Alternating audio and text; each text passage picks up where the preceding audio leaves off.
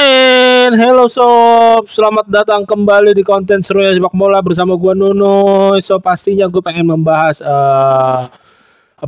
tentang persepak bolaan yang seru, sepak bola nasional untuk kalian semuanya. Sob, kali ini ada beberapa poin yang pengen gue bahas, mungkin bakal gue sajikan, gue pecah menjadi dua konten pembahasan sob. Eh, yang pertama yaitu proses naturalisasi, proses sumpah Jairo Reitwold yang terus tertunda, terus terlihat tidak selesai-selesai. Ya emang apa ya? Emang Pak Erick Thohir sendiri sebagai ketua PSSI juga mengakui, kalau kalian melihat, gue udah tahu ini berita tentang ini dari sepekan yang lalu, berbarengan nanti sama beberapa poin yang gue mau bahas juga. Ada yang sepekan, ada yang berapa hari lalu, ya pokoknya campur aduk. Tapi gue baru sempat bahasan karena baru selesai terbebas dari urusan rumah sakit sob. Oke. Balik lagi ke poin pembahasan naturalisasi sumpah Jairo Reitwold ini dikemukakan oleh orang-orang PSSI juga. Prosesnya tuh susah seperti Martin Paes, bahkan bisa dibilang lebih susah lagi dari Martin Paes. Pasalnya Jairo Reitwold tuh udah pernah membela timnas Belanda berapa kali, timnas Belanda di kelompok usia umur, kalau nggak salah di senior juga udah sekali juga deh. Lupa gua, koreksi kalau gue salah, apa di kelompok umur doang gitu. Tapi kan dia udah nggak aktif selama 3 tahun, ya seharusnya bisa seperti Martin Paes untuk dilakukan sumpah kewarganegaraan Indonesia, sumpah kewarganegaraan yang baru, memilih kewarganegaraan Indonesia. Oke sob. Namun entah dari kebijakan dari persyaratan naturalisasinya tersebut, ataupun entah dari faktor keturunan juga mungkin yang masih memberatkan kesan, masih terus diupayakan. Kalau walaupun Jairo Reitwold ya sob ya udah tua, udah berumur, tapi kita kalau di timnas merah putih kita, kalau gua tetap apa ya, tetap berargumen kita membutuhkan Jairo Reitwold, terutama di posisi gelandang pengangkut air, gelandang bertahan, pemfilter utama serangan, penyaring utama serangan sebelum ke center back dan goalkeeper gitu kan. Masalahnya jiwa petarungnya ada banget, duel-duelnya dapat banget. Ya kalau emang bisa ya bagus banget buat timnas kita, tapi kalau tidak bisa ya udahlah, nggak usah terlalu terlalu dipaksakan. Tapi kalau dibicarakan untuk, kalau ditanyakan ke gua, lu pengen gak Noy Jairo Reitwold bermain untuk timnas Indonesia? Gua masih pengen banget ya, 2 tahun 3 tahun masih bisa lah bermain untuk timnas, duel-duel 2 tahun lah ya, 2 tahun masih bisa memberikan kontribusi untuk timnas merah putih. Cuman kalau nggak bisa, prosesnya juga susah, berlarut-larut, ya udahlah, jangan dipaksakan. Oke. Tapi kubu PSSI lewat Pak Erick Thohir dan anggota-anggota PSSI yang lainnya juga mengumumkan kalau akan ada 3 nama yang akan terbaru yang membela timnas Indonesia saat ini sob. Yang akan gue pikir Jairo bergabung dengan dengan lifting yang saat ini, yang akan pengen segera disumpah untuk lawan Australia dan Bahrain nanti. Yaitu yang pertama, ternyata kan Jairo nggak masuk. Jairo masih entah quarter yang lawan Jepang, mungkin maybe lawan Jepang, atau mungkin nanti fase setelahnya maybe, ya kita nggak tahu. Tetapi untuk Emil Audero, terus Dan James, terus Joy Pelopesi akan diusahakan dan akan segera merapat berseragam merah putih. Oke. Untuk Emil Audero kita tahu sendiri dia sempat menolak tawaran timnas Indonesia, dia sempat meragukan untuk bermain timnas Indonesia, untuk memakai lambang Garuda di dada karena dia pengen pengen apa namanya masih pengen berusaha untuk mengejar posisi bermain di timnas Italia. Ya gua dari dulu pas udah ada dengung-dengungnya Emil Audero bakal dinaturalisasi pertama kali, gua ngomong sama temen-temen gua buat berdiskusi ya bakal tetap susah untuk menggeser posisi Donnarumma dan koleganya itu. Dia setara dengan umurnya Donnarumma kan. nggak bakal bisa menggeser Donnarumma, dan cadangannya itu bakal susah, dia belum nggak bakal berat untuk menemukan feel-nya masuk timnas Italia. Dan terbukti sekarang setelah timnas Indonesia mendapatkan dan menjalankan berbagai hasil positif, sekarang udah di fase round 3 dan dia mau untuk membela timnas Indonesia dan segera untuk dilakukan sumpah. Emil Audero sendiri itu sekarang bermain di Palermo, ya benar Palermo, bermain di klub Serie B. Ya sekarang pemain ini masih bernilai 80 miliar lebih kalau dihitung dirupiahin. Sebetulnya karir timnas Audero juga mantep nih, bagus nih, bermain untuk Italia berbagai macam usia gitu kan, dari berbagai jenjang usia pernah dicicipi oleh Audero.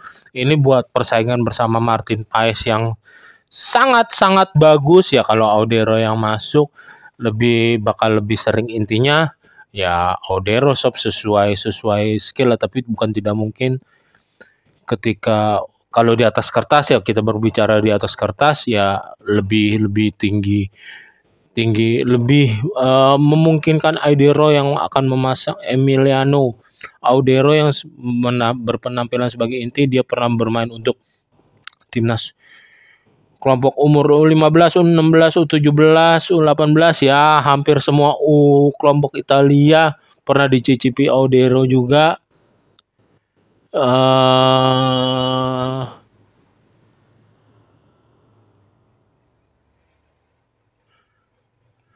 Emiliano Audero sampai U21 dia pernah main. Kalau untuk klubnya kan dia pernah main di Inter Milan, pernah main di akademinya Juventus juga.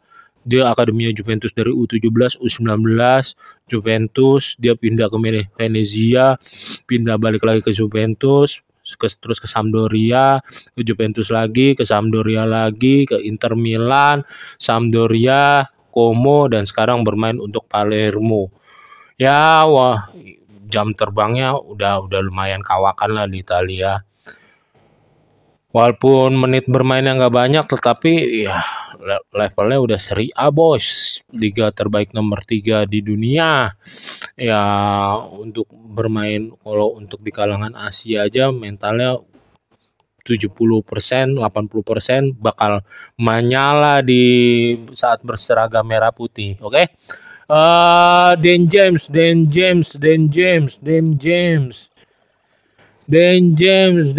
ini lahir di Leiden, di kota kemarin yang pas gua ke Belanda, ke tempat kelahiran Leiden, tinggi 1,77 meter, Belanda, bek kiri posisi ya. Buat sekarang bek kiri kita yang performanya ini ada 4. Siapa tuh yang pemain itu yang udah biasanya inti? Arhan, terus sama satu lagi Saint Patinama. Ini bisa merepotkan posisinya Arhan dan Saint Patinama, tetapi kalau untuk inti udah tetaplah posisinya di pegang sama si itu Dia pernah main di Ajax Youth, terus Volendam Youth, terus Volendam U17, Volendam U19, Volendam U21 dan FC Volendam. Dan sekarang dia bermain di Go Ahead Eagles, nilai pasarnya 4, sekian 3 miliar, 4,35 miliar nilainya di transfer market shop. Ya buat pelapisnya si itu siapa yang udah biasa memberikan membantu serangan dengan ciamik, memberikan bola-bola passing yang brilian buat pesaing sih oke. Dan James 4 sekarang posisi kita udah dalam banget tuh di lapangan sebelah kiri, yaitu sekarang Joy Pelupesi. Kalau Joy Pelupesi ini setahu gue ya gelandang dia sob, bener kan? Ya kan, gelandang bertahan ini untuk sementara kita nggak dapet siapa Jairo Ritwald ya, buat pesaingnya Ivar Jenner, terus buat pesaingnya Nathan kemungkinan bisa nggak dipanggil tuh dia tuh, menit bermain kurang sama pelatih Patrick Kluivert.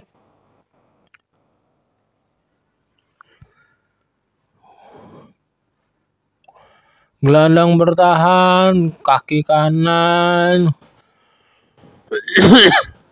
posisi utama gelandang bertahan, posisi lain bisa bermain di back tengah, gelandang tengah juga bisa mengisi sebagai ritme permainan seperti ya, tapi selama masih ada Profesor Tom Hai ya kita serahkan aja buat mengatur ritme permainan ke dia.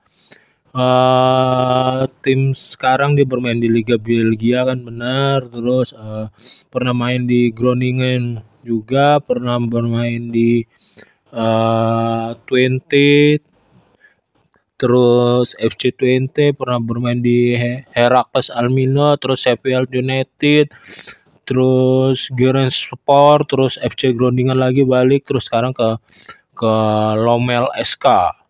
Nilai pasarnya 5,21 miliar. Umur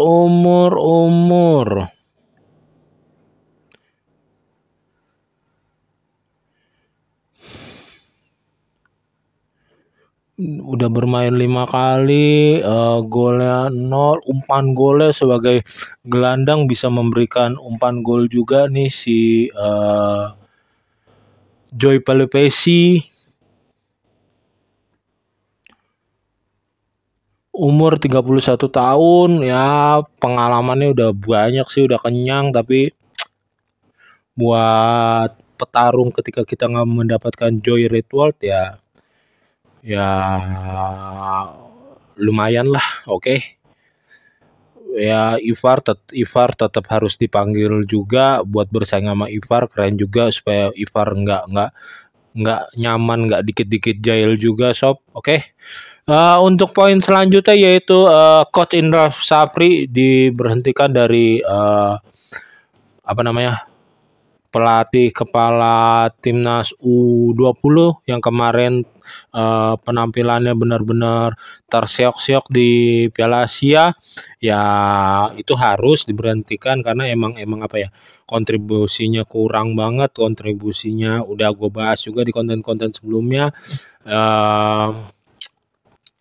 Banyak banget melakukan kesalahan taktik, tidak bisa mengeluarkan kemampuan terbaik pemain-pemain timnasnya juga, tidak bisa mengangkat mentalnya juga. Ya kalau mau berbicara fair play, berbicara jujur ya, kalau misalkan Coach STY yang bisa dibilang masih ada kontribusi aja bisa dipecat, apalagi ini yang kontribusinya minim banget di Piala AFC U20 kemarin. Ya dia kan bisa balik lagi ke timnas kalau PSSI-nya emang mau memberikan dia kesempatan lagi. Tetapi kalau untuk sekarang ini konsekuensinya dari Pak Erick Thohir PSSI beserta tim yang lainnya udah benar banget. Dia dipecat dulu, diputus untuk pelatih timnas kepala U20. Oke sob, sekian konten serunya sepak bola bersama Nuni kali ini.